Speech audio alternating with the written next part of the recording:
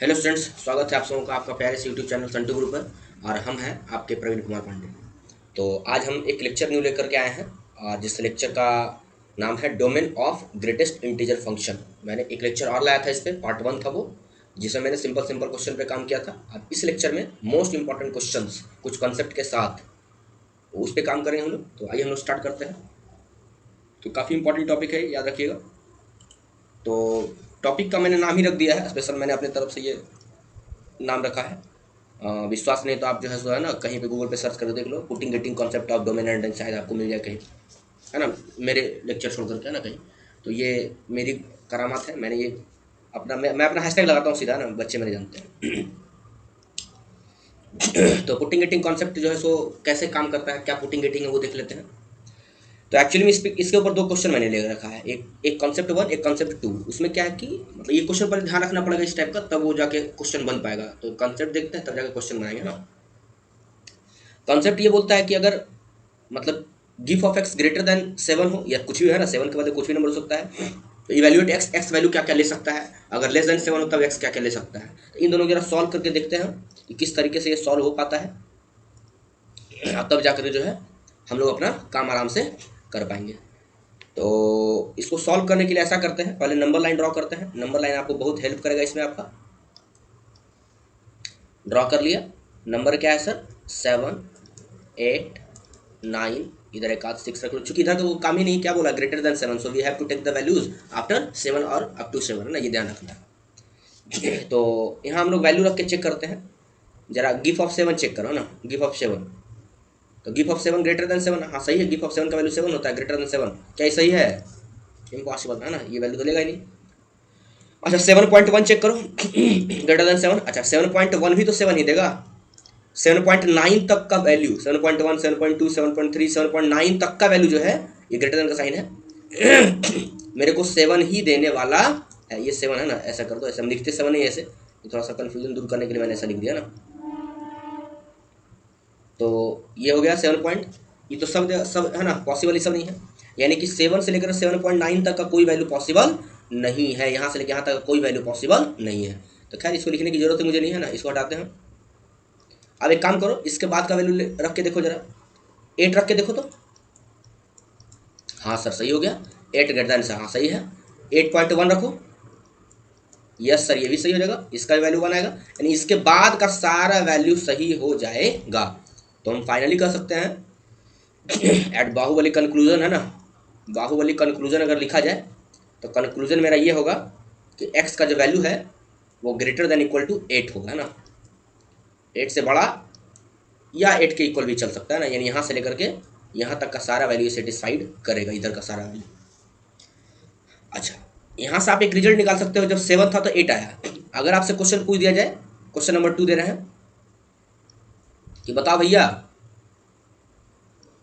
कि अगर greater than 8 है तो बताओ x का वैल्यू क्या आएगा। फाइनली बता सकते हो sir, greater than equal to 9 होगा। अगर ग्रेटर देन है ना 97 है तो बताओ भैया क्या होगा, यहाँ पर 97 है ना, तो x का value greater than equal to 98, एक ज़्यादा होता है। तो हम लोग देख सकते हैं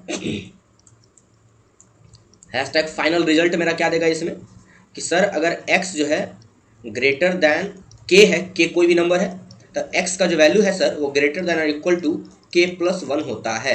ये भी काम देगा, बहुत ज़्यादा, बहुत डीपली क्वेश्चन बनाओगे तो। खैर इससे ज़्यादा नहीं है। आई होप कि इसमें किसी को कोई मिसअंडरस्टैंडिंग नहीं होगी। अब इसका देखते हैं लेस देन 7 का क्या करामात है। तो लेस देन 7 वाले वही वैल्यू करो, है ना, वही वैल्यू चेक करके देखना है हमको, कोई ना कोई वैल्यू तो आएगा ही, इसके लायक में होगा, कोई ना कोई इसके लिए दुनिया में कोई बनी होगी ना। 7, 6, 5। अच्छा इधर क्यों ले रहे, चूंकि लेस देन बोला ना, एक इधर दे, है ना, फालतू का कोई काम है नहीं। तो आपको लगता है कि है ना 8.1 रख के देखो, यहीं चेक करते हैं। 8.1 लेस देन 7 ना, तो 8.1 8 देगा, लेस देन 7 गलत। 8 रख के देखो, लेस देन 7 8 हो जाएगा, लेस देन 7 गलत। अच्छा 7 रख के देखो, लेस देन 7, आई होप ये भी गलत, क्लियर दिख रहा है हमको। अच्छा 6.9 रख के देखो जरा, 6.9 ग्रेटर देन 7, लेस देन 7, तो 6.9 का वैल्यू तो 6 दे देगा सर, ये सही हो गया।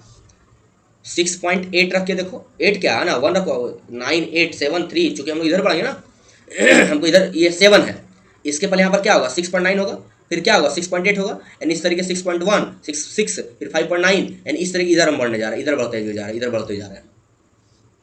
6.1 भी इसको सेटिस्फाइड कर देगा, क्योंकि इसका वैल्यू 6 देगा, लेस देन 7 सही है, यानी अब इधर का सारा वैल्यू इसको सेटिस्फाइड कर देगा। तो कहने का मतलब यहाँ पे आप देख सकते हो कि यहाँ पे अगर लिखा जाए तो 7 तो नहीं लेगा वैल्यू, लेकिन इस इधर का सारा वैल्यू ये सेटिस्फाई कर देगा ना, इधर का सारा वैल्यू, यानी कह सकते हैं कि x का जो वैल्यू है वो सिर्फ लेस देन 7 हो जाएगा, लेस देन 7 हो जाएगा, लेस देन 7, ये ध्यान रखना ना। या इसको ऐसे लिख सकते हैं कि x belongs to minus infinity से 7 तक का वैल्यू आएगा। अगर इसको स्टैंडर्ड भाषा में एक आध क्वेश्चन और लिखे अगर कि GIF of x less than 8 है, तो बताओ भैया x का वैल्यू क्या आएगा, सीधा लेस देन 8 होगा ना, कुछ नहीं आने वाला है। अगर यहाँ x GIF of x less than 10 है तो यहाँ पर क्या आएगा सर, x लेस देन 10 होगा और कुछ होने वाला नहीं है, सो ये डायरेक्ट रिजल्ट देता है। ये दोनों कंक्लूजन काफ़ी काम देगा, दोनों को रट लो अच्छे से। और इस पर एक क्वेश्चन करते हैं हम लोग। आइए क्वेश्चन लिखते हैं, क्वेश्चन काफ़ी इंपॉर्टेंट है। चलिए तो ये रहा आप लोगों का क्वेश्चन, और प्यारा सा क्वेश्चन है ये, बनाते हैं हम लोग। प्रश्नों की बौछार नाम का एक सेशन चलेगा इसमें ना, fx इक्वल टू 1/√3x - 1 का गिव और -8। तो पता है कि नीचे जब भैया होगा, नीचे भैया रूट में है, तो नीचे है रूट, नीचे है तो जीरो नहीं होगा, और रूट है तो greater than equal to zero होता है रूट के चलते, और नीचे है तो इक्वल टू जीरो हट जाएगा। मतलब कि नीचे का वैल्यू जो है 3x - 5 ग्रेटर देन, और -8 जो है मेरा ग्रेटर देन होगा ना, yes yes yes, greater than zero हो जाएगा। अगर ये ऊपर होता तो इक्वल टू भी लगता है ना, पता है सबको ये बात। चलिए तो यहाँ से क्या आ जाएगा सर, 3x - 5 का गिव और ग्रेटर देन 8 हो जाएगा ये। अभी तुरंत वैल्यू हम देखें यहाँ है ना, ये रफ में लिख लो अपना इस चीज़ को। अभी तुरंत हम लोग लिखे वी नो दैट, हम क्या जानते हैं, अगर ग्रेटर देन 8 हो तो x का वैल्यू क्या होता है सर, इसको डब्बा लगाओ ना, मेरा रूल क्यों भूल जाता तुम लोग, डब्बा है ना, इसको डब्बा लगाओ, डब्बा का गिव।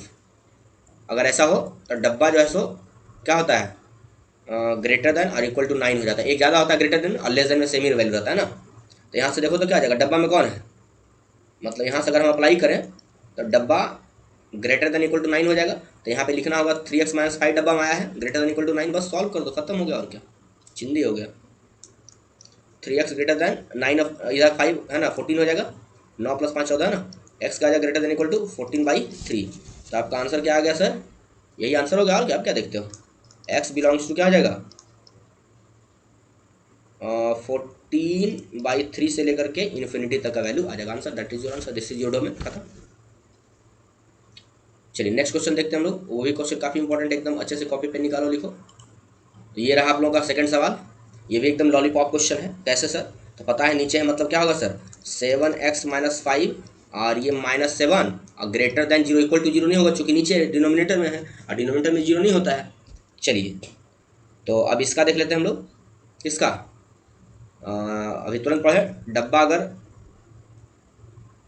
मतलब हम लोग यहाँ लिख सकते हैं इफ डब्बा का गिफ ग्रेटर देन, अच्छा यहाँ पे लिख दो ना 7x - 5, इसको इधर लेके चले और ग्रेटर देन 7 आ जाएगा, यहाँ 7 लिखो ना 7।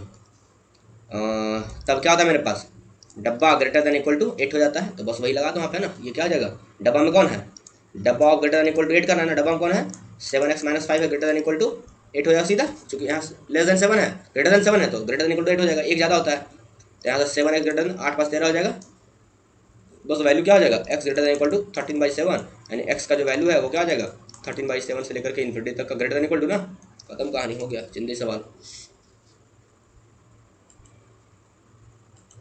तो हम लोग बढ़ते हैं आगे नेक्स्ट सवाल की ओर, आइए नेक्स्ट सवाल लिखते हैं।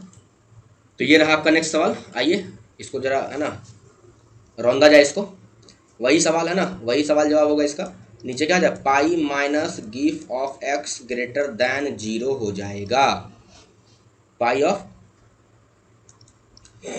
माइनस गिफ ऑफ x इधर आएगा सर माइनस पाई हो जाएगा, ये उल्टा पुल्टा हो जाएगा है ना, माइनस हटाओगे तो है ना माइनस दोनों मल्टीप्लाई करना पड़ेगा, और जब माइनस मल्टीप्लाई करो तो भैया पता है कि साइन चेंज हो जाता है ना इनइक्वलिटी का, ये पाई हो जाएगा, मतलब कि x का वैल्यू जो है 3 पाई से लेस है। देखो लेस वाला कॉन्सेप्ट बताया था ना, तो हालांकि उसका पूरा कॉन्सेप्ट यूज़ नहीं होगा, नॉर्मली है ना हम लोग पुटिंग गेटिंग कर रहे हैं, पुटिंग गेटिंग का ही काम देगा। देखो दिमाग लगा ना,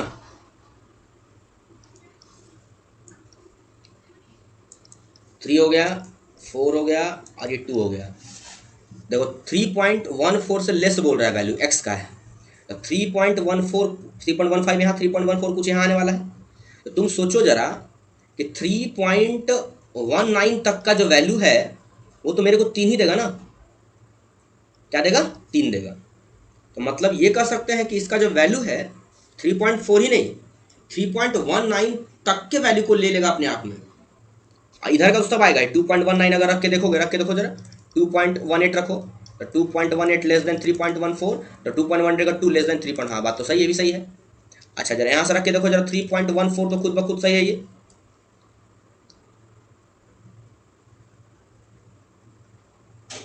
और ये 3.14, इसका वैल्यू क्या होगा, 3 आएगा, लेस देन 3.14। हाँ ये भी सही है, पता है ना, पुटिंग गेटिंग वैल्यू है ये, कुछ नहीं सिर्फ पुटिंग गेटिंग है ना। अब यहाँ से कुछ और वैल्यू चेक कर लो, मान लो 3.19 रखते हो तो 3.19, तो ये तो 14 ही रहेगा ना। हाँ ये तो फिक्स है, ये सिर्फ बदलेगा ना, ये फिक्स रहेगा 3.14, ये 14 ही रहेगा ना। 3.19 का वैल्यू कितना, 3 आएगा, लेस देन, ये भी सही है। मतलब कि 3.19 तक के वैल्यू को इसे डिसाइड कर, लेकिन 4 को सेटिस्फाइड नहीं करेगा। 4 और लेस देन 3.14, ये तो गलत है ना, 4 का वैल्यू 4 होता है, लेस देन 3.14, ये तो गलत हो गया सर, गलत बात हमको बर्दाश्त नहीं है। एंड 3.19 तक का वैल्यू एक्सेप्ट करेगा, मतलब कि x बिलोंग्स टू, क्लियरली लिखना, फालतू बात लिखने की जरूरत नहीं मुझे ना, clearly x belongs to minus infinity से लेकर कहाँ तक, 4 तक का, 4 मुझे नहीं चाहिए। ये हो गया मेरा answer, domain of this function. तो ये भी एकदम लॉलीपॉप था। चलिए अगले क्वेश्चन की तैयारी करते हैं, वो भी लॉलीपॉप क्वेश्चन है, लास्ट क्वेश्चन होगा वो। चलिए आइए लिखते हैं क्वेश्चन। चलिए रेडी हमारा क्वेश्चन, एकदम झकास क्वेश्चन है ये, है ना, #LLPOP लॉलीपॉप क्वेश्चन। आइए तो इसको सॉल्व करते हैं। सॉल्व करना काफ़ी चिंदी सवाल है। लॉग के अंदर भैया, लॉग के अंदर क्या होता है, लॉग डब्बा अगर हो मेरे को, लॉग डब्बा, तो सर क्या होता है, डब्बा ग्रेटर दैन इक्वल टू 0 होता है ना। सॉरी रूट में ग्रेटर दैन इक्वल टू 0 होता है, लॉग में सिर्फ ग्रेटर दैन 0 होता है ना। तो लॉग डब्बा में क्या है sir, x minus GIF of x, तो ये ग्रेटर दैन 0 हो जाएगा। हाँ sir, minus of this greater than, ये माइनस हो जाएगा सर, मतलब देश, ये उल्टा पुल्टा साइन हो जाएगा, क्यों हो जाएगा पता है आपको, बोलने की जरूरत ही नहीं है, माइनस साइन लगा है ना, ये सर आप गलत क्यों लिख दिए, माइनस यहाँ आ गया है ना। चलिए चलिए वैल्यू रखते हैं। वाह क्या सवाल है।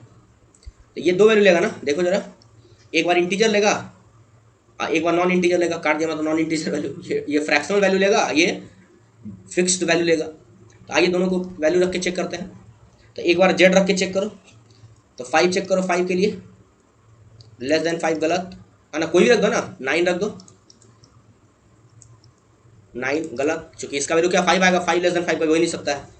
चलिए मतलब यहाँ पर एक बात लिखेंगे हम लोग, so not possible for INTEGR integral value, clear. अच्छा अब जरा डेसिमल रख के देखो, 5.6 रखो सर, 5, ये 5 हो जाएगा,